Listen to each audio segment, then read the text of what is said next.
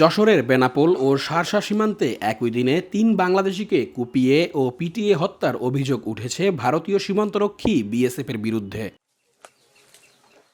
আজ বুধবার ভোরে তাদের হাতের শিরা কেটে ও পিটিয়ে হত্যার পর মরদেহ সীমান্তের ইসামতি নদীতে ফেলে দেয় বিএসএফ।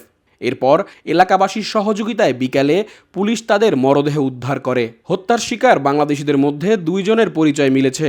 এদের একজন বেনাপোল পোর্ট থানার কাগজপুকুর গ্রামের ইউনুস মোড়লের ছেলে জাহাঙ্গীর হোসেন, অন্যজন দিঘিরপাড় গ্রামের আরিফ হোসেনের ছেলে শাহাবুর হোসেন। আরেকজনের পরিচয় এখনও পাওয়া যায়নি। এদিকে স্বজনদের আহাজারিতে ভারী হয়ে উঠেছে বাতাস। পরিবারের একমাত্র উপার্জনক্ষম এই মানুষদের হারিয়ে অসহায় হয়ে পড়েছেন পরিবারের সদস্যরা। সীমান্তে এমন জঘন্য হত্যার প্রতিবাদ জানিয়েছেন এলাকাবাসীও।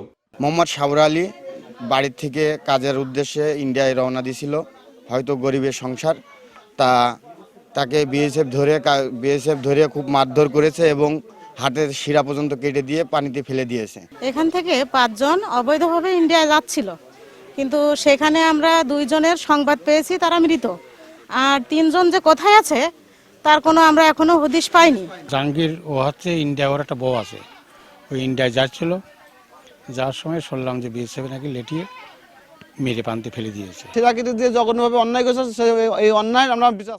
সীমান্ত সম্মেলন সহ বিভিন্ন বৈঠকে বিএসএফের পক্ষ থেকে সীমান্ত হত্যা বন্ধের আশ্বাস আসলেও তা মানা হয়নি। বারবার প্রতিশ্রুতি ভঙ্গ করে অবৈধভাবে অনুপ্রবেশকারীদের হত্যা করছে তারা।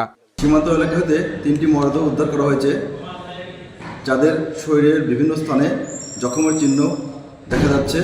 2টি মরদেহ ময়নাতদন্তের নিমিত্তে যশোর মর্গে প্রেরণ করা হয়েছে এবং একটি মরদেহ উদ্ধার প্রক্রিয়ায় চলমান রয়েছে। এবছরের 22 জানুয়ারি কর্তব্যরত অবস্থায় বিএসএফের গুলিতে নিহত বিজিবি সদস্য সহ আরও 4 জন বাংলাদেশি সীমান্তে হত্যার শিকার হয়েছে।